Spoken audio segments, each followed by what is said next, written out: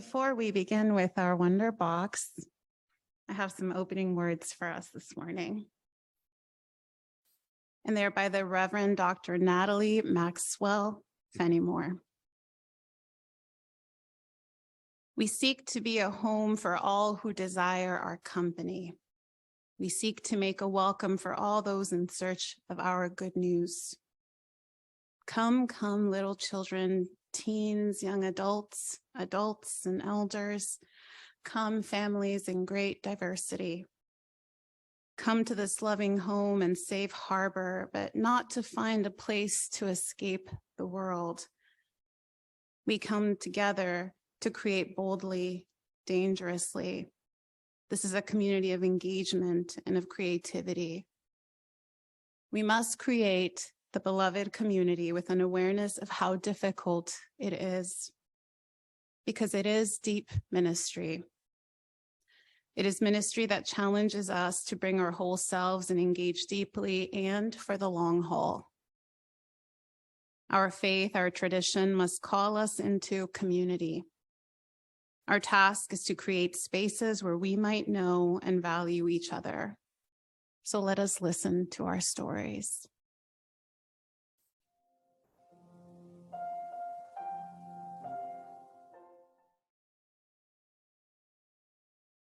So this is what's in our treasure box. And it's called Marisol McDonald Doesn't Match.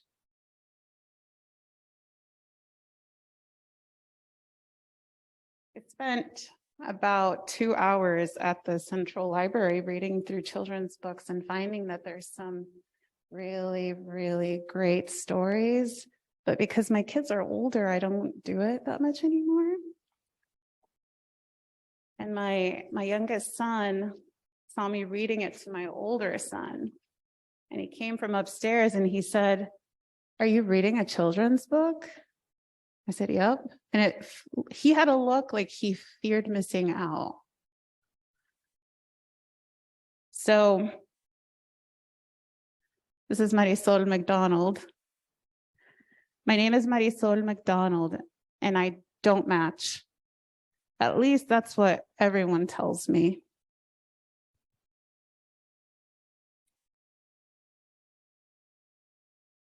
I play soccer with my cousin Tato, and he says, "Marisol, your skin is brown.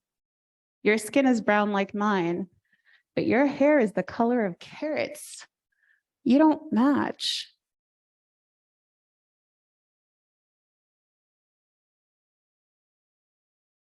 My brother says, "Marisol, those pants don't match that shirt. They clash."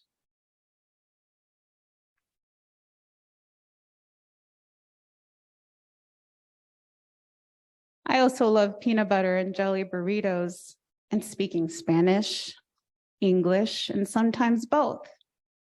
Can I have a puppy? A furry, sweet perrito? I asked my parents. Por favor. Quizás, Mommy says. Maybe, Dad says, smiling and winking.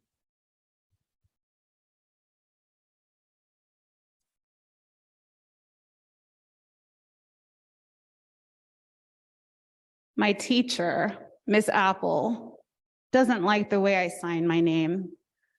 Marisol McDonald, she says, "This doesn't match. At school, we learn to print and use cursive, but not at the same time." But I like the way Marisol McDonald looks.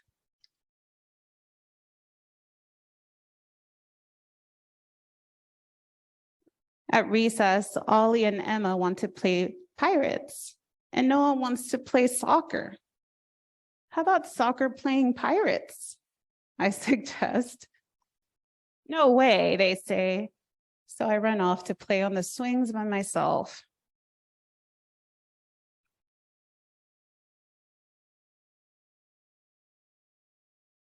After recess, we have art, my favorite subject.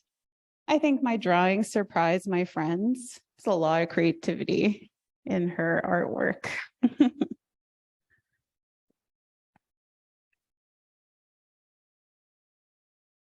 At lunch, Ollie walks over to me and scrunches his nose. A peanut butter and jelly burrito? He asks.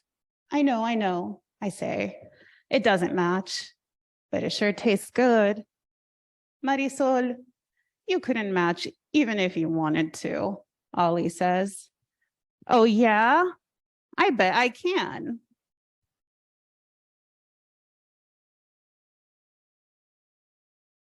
The next day, I wake up and decide that today I, Marisol McDonald, will match. It's a little hard to find clothes that are all the same color.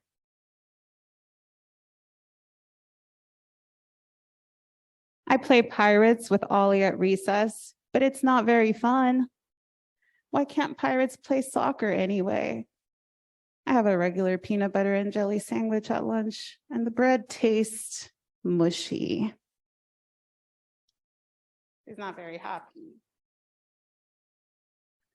Even art class is a little bit boring. Marisol, Miss Apple says, what's wrong? This doesn't look like your usual work.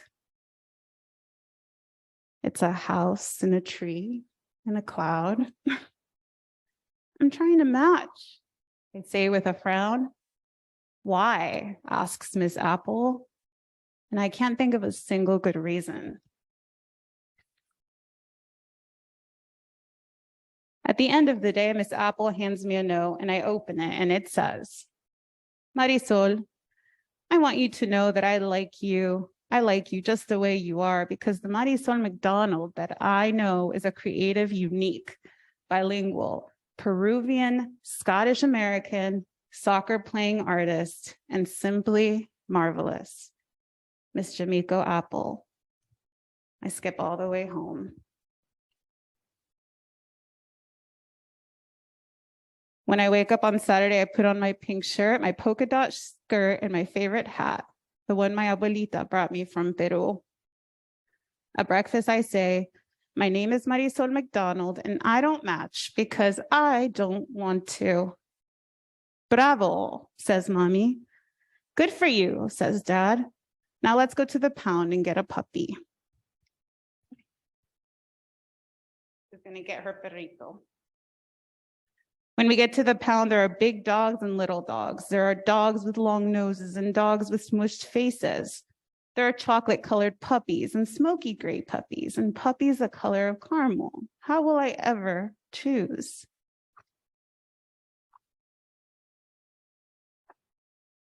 Then I see him. He has one floppy ear and one pointy ear, one blue eye and one brown eye. He is beautiful. I walk over and he leaps into my lap. I cuddle him and it sounds like he purrs. I think we found just the right one for you, Marisol, mommy says. My puppy is perfect. He's mismatched and simply marvelous. Just like me. I think I'll name him Kitty.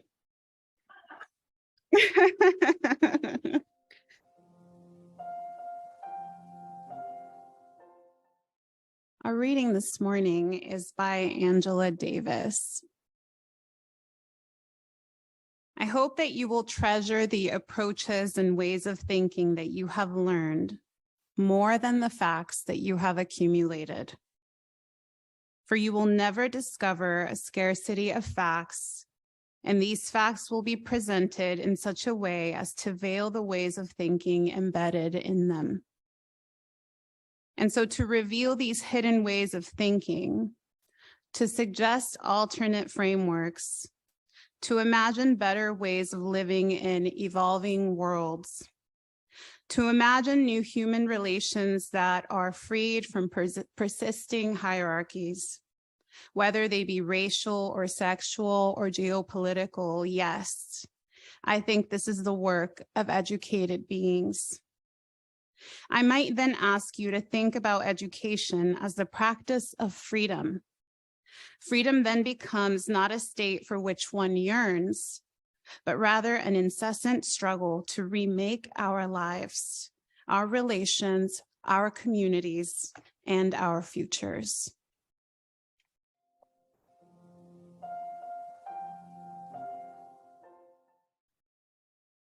When Elizabeth told me about today's topic on change and transformation, I knew that I had things to say about it. A lot of the work that I do is about helping people go through their own processes of personal transformation and change. And I recently went through my own huge change in my life 5 years ago when I decided to take alcohol out of the driver's seat of my life and entered into the terrifying journey of unforming myself in order to reform. I used to be a science teacher. And when I first heard about the process that a caterpillar must go through in order to become a butterfly, I was appalled. So first, she hangs upside down by her feet on a horizontal surface, and then she curls her head down, and her body begins building this protective structure, starting back here at the curve of her neck. As this chrysalis continues to form, she sheds her caterpillar skin, releasing to the wind this old costume that no longer serves her. She remains in her shell, in her chrysalis, for a little over 2 weeks. When we're kids, we read these stories about caterpillars turning into butterflies, and it sounds so simple. But inside, her body unforms itself and literally turns into a cellular soup. She actually becomes goo before completely restructuring herself and emerging into the world as a vivid winged butterfly. When you are a caterpillar, it is very hard to imagine a future beyond the curvature of the horizon. There's too much drama in the wind. Better to stay belly to the ground. Better to trust gravity over lift. Better to eat your weight in cellulose than believe in the possibility of ambrosia. And yet, transformation is a natural process. It is played out all across Earth, from metamorphosis of caterpillars to germination of seeds, from forest succession to gentrification of neighborhoods. And if you are lucky, you will experience transformation at some point in your human life as well. This is how we evolve. This is how we turn our pain into our purpose.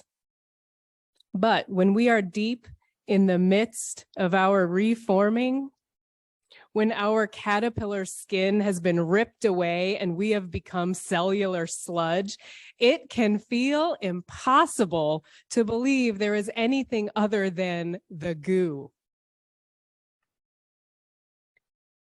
There comes a moment right before big change happens in our lives, a moment of reckoning.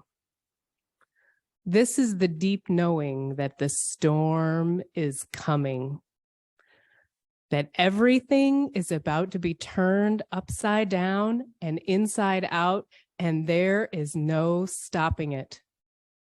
The only way out is through. Elizabeth Gilbert, author of Eat, Pray, Love, calls this reckoning a bathroom floor moment. She's referring to the night that she found herself sobbing on the bathroom floor, knowing in her soul that her marriage was over and life as she knew it was about to implode. Untamed writer Glennon Doyle describes a similar moment in her 20s when she, a single woman addicted to drugs, sank to the floor of her bathroom with a positive pregnancy test in her hands. For me, it was waking up that one final time 5 years ago, soaked in shame, a splitting hangover cleaving me in two. I was standing at the precipice of my reckoning.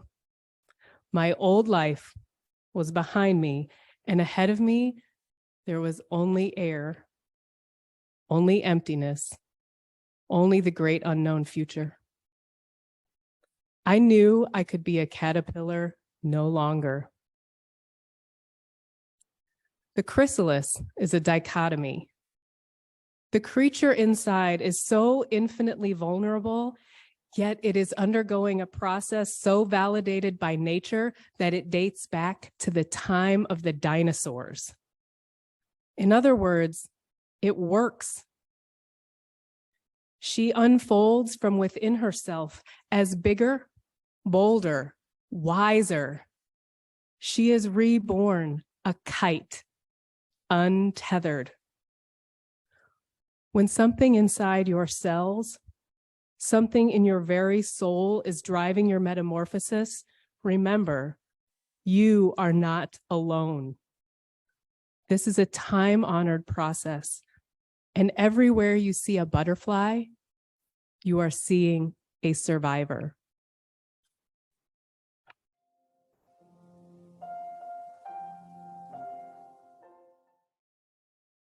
I just want to say that I'm really glad to be a Unitarian Universalist because we handle imperfection in a way that I transported myself to, like, when I was in a Catholic church, and just that I'm like, we have space for imperfection, and I truly feel grateful for that.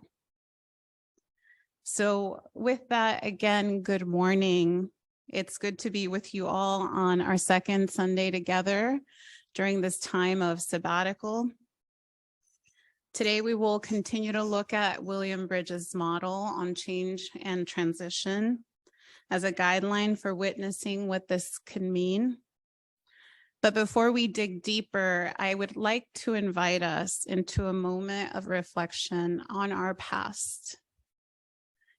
And before I guide you through that, just want to invite us all to take a deep breath together.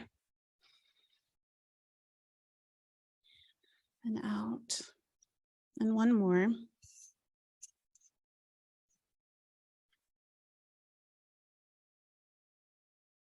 I want to invite you to look back at a memory that has formed you spiritually. At a memory in which you recall feeling like you had a soft place to land, where you were welcomed and accepted and loved. Connected to this memory could be an important person, an important spiritual space. It could be UUCCI.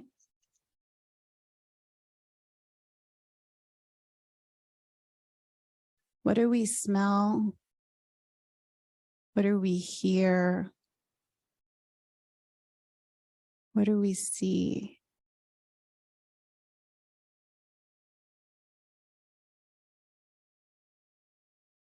Who was it? What place were we in? And is that memory a part of change? Was it a break?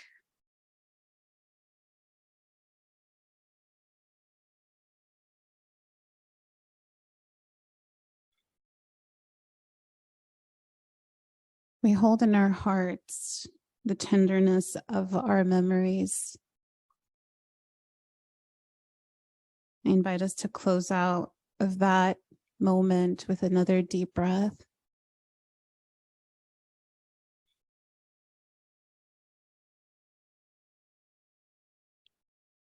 Thank you for letting me invite you. I am a student of ministry, and sometimes it's good to try things in the service too, to see what work we can do. That doesn't take for us to have to do another workshop.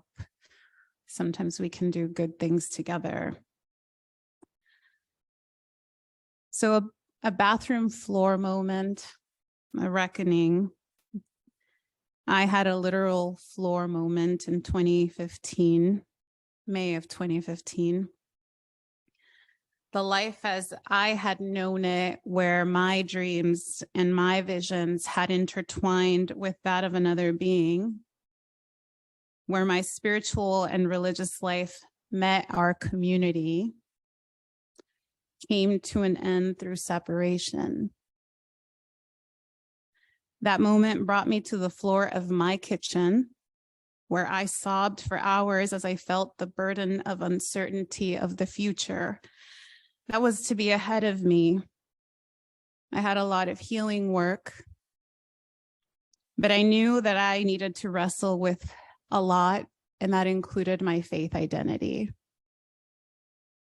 My kids went to the mosque with their dad. Their dad was on his own journey. I live across that same mosque. I observed my kids detaching from our faith community as a result of the things that were happening at home. I stayed wrestling, even when it was hard for me to do that. So after 2 or so hours of crying hard, not really knowing all that I was crying for, I got up and I went to the gym.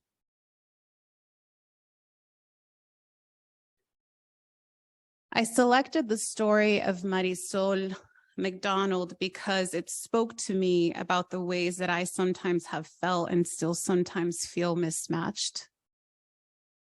Since I was a young girl, writing and daydreaming were tools that I used to imagine people around me that could love and accept me for who I am, for who I really am. That is, after all, a human need. When I chose to leave the religion of my family of origin, Catholicism, it was difficult for all of us. My family felt confused and they hurt, and I didn't receive much openness or curiosity as they were struggling with my change. When I chose to become Muslim, my new Muslim community celebrated me, but that San Diego Muslim community did not know how to help me navigate the change and transition either.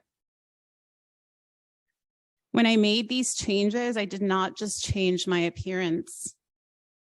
I changed all that was in here. And that impacted what others saw, which included wearing the hijab, the headscarf, and the face veil, the niqab, for a number of years. I still place the hijab around my neck, and sometimes I carry my masbaha, my prayer beads, because they are real symbols with meaning and history for me.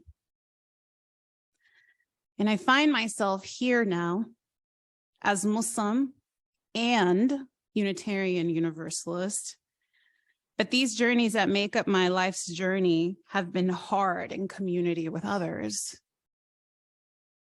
I continue to navigate the tensions of a hyphenated identity.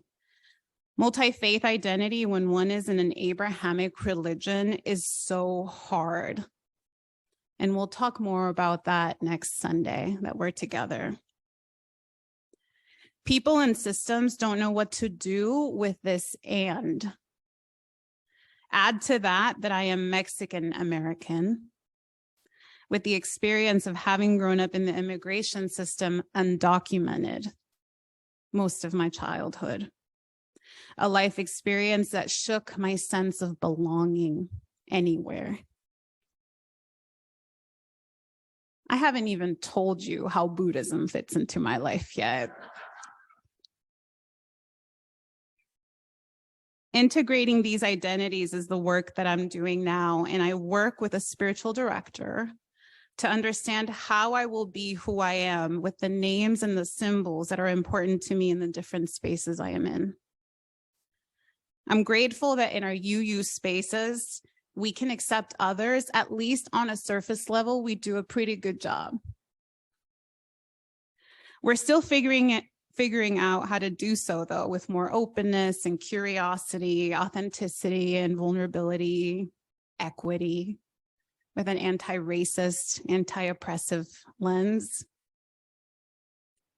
But it does help to be in community that says a lot of the right things about how we are trying to be intentionally inclusive. Being a Unitarian Universalist has mostly been a soft place for me to land when I too, like Marisol McDonald, have to come back to myself and accept who I am because others tell me that I'm mismatched. I believe that we can get better at being a soft place to land. Cool things happen when we are a soft place to land. Another story. Last summer in August of 2022, after Roe v. Wade was overturned, I had the opportunity to bring my Muslim and Unitarian Universalist identities to the floor of the State House. Together, I had never testified like this before, and having gone through the immigration system in this country with an undocumented status made me feel quite exposed and vulnerable.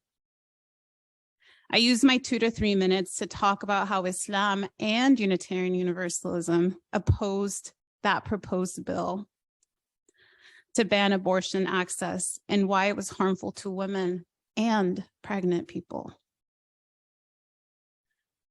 My family of origin taught me to be anti-choice.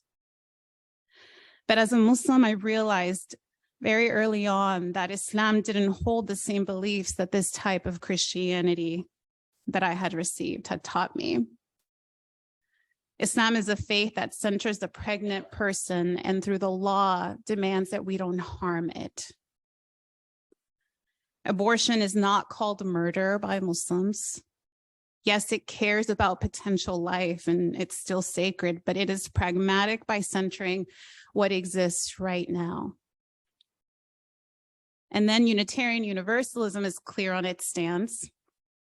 At our last General Assembly, we voted for an AIW, an action of immediate witness for reproductive justice, and we upheld 4 basic human rights principles that include these: the right to have a child,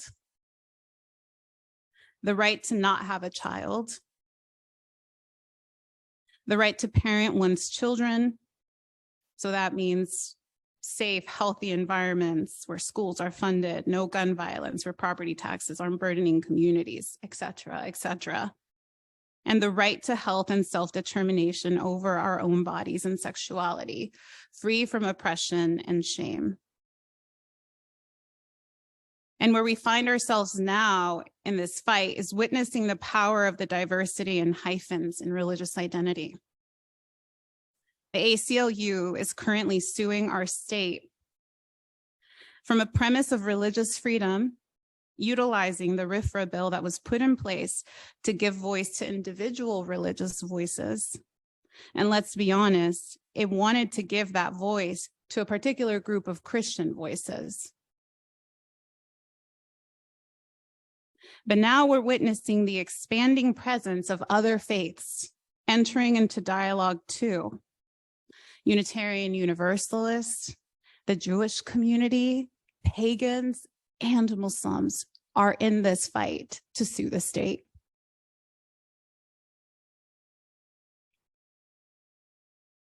Doesn't seem so mismatched. I never imagined that 7 years later, I would go from my kitchen floor, scared to move forward and piece together what felt like a crushed identity, because that's what the end of a relationship can do to people. Especially because my identity was so connected to basically being the wife of a preacher. He was a lay imam.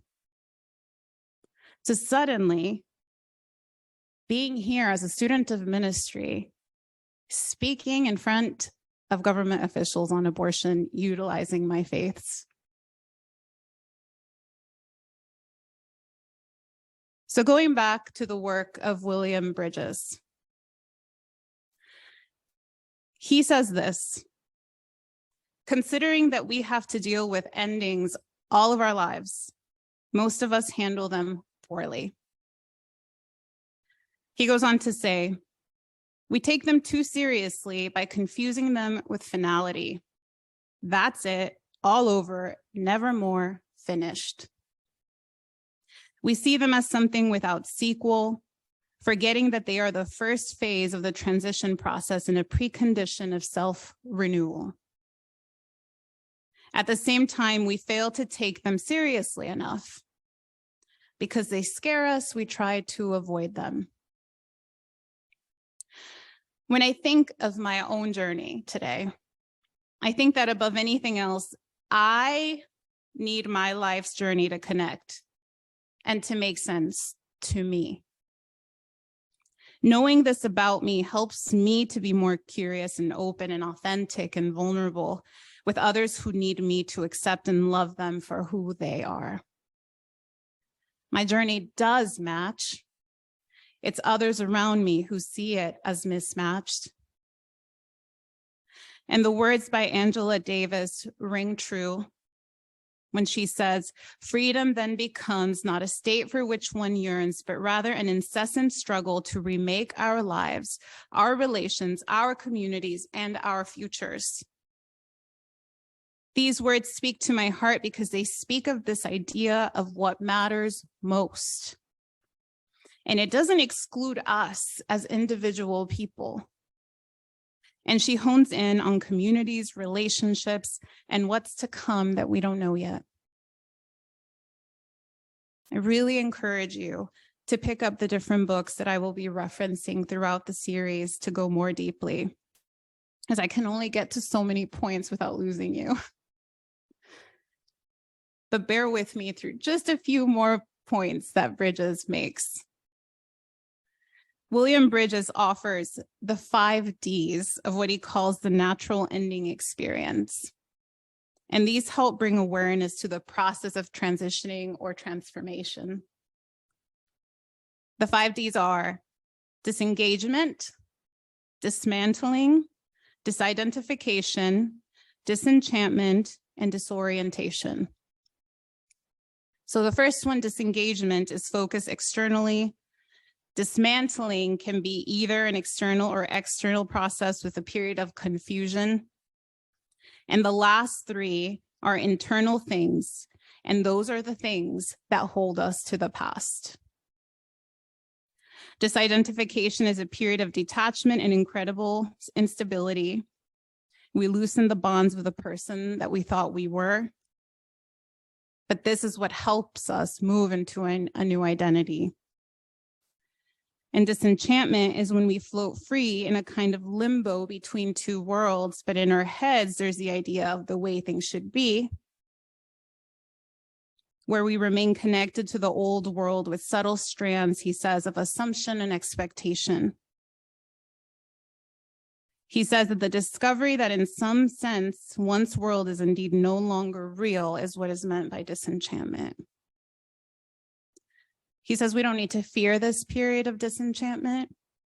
It's a signal that we are moving into a transition. He says that reality has many layers. None of them are wrong, but each appropriate to a particular phase of our development in mind, body, and our spirit. It's the call to the next phase, to grow in wisdom, to understand more, to move into what's naturally next, even if we don't fit into a box and others are telling us we don't match. And he makes a really important point between disenchantment and disillusionment. A disenchanted person can move on with the past, but a disillusioned person rejects the embodiment of the earlier view and stops and goes through the play again, but with new actors. We don't heal, we just try to move forward. And finally, the disorientation phase. And this is a time when things that used to be important don't seem to matter much now, and we may feel stuck and lost.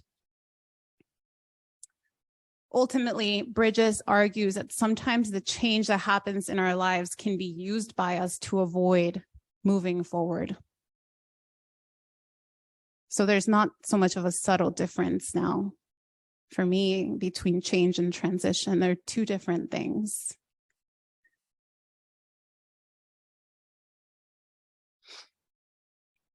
In our opening words by Reverend Dr. Natalie Maxwell Fenimore, she said, "We seek to be a home for all who desire our company. We seek to make a welcome for all those in search of our good news." I believe that we do seek to be a home for all. On the front of your church, it states that all cultures are welcomed here. I believe we mean these things when we say them and put them on our churches. And I think that the good news of Unitarian Universalism shows up for us in examples like reproductive justice, something that is so interconnected to every human being that leaves no one out as a healthcare topic, as a topic of freedom of religion, of bodily autonomy. Through my own journey and witnessing of that journey that I have had to be on, I was able to help All Souls Unitarian Church of Indianapolis be present when the overturning of Roe v. Wade happened. If Unitarian Universalism hadn't been a space that accepted me and the change that I was undertaking alongside my congregation and the other congregations I've attended, I wouldn't have gotten here the way I did, and I'm sure of this.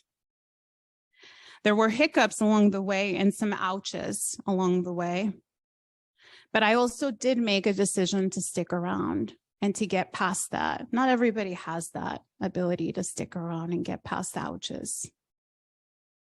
A lot of learning and formative work for a woman like me who did not come from traditions that believe a woman should enter into ministry has taken place. In my case, again, I never imagined being more than an observer of someone else's ministry. But when that identity shattered, I sat in the neutral zone that William Bridges talked about. Because Unitarian Universalism is what it is, although imperfectly. I am now here with all of what makes me who I am, still wrestling, still deciding how I'm going to pick my identities and labels and where I'll use them.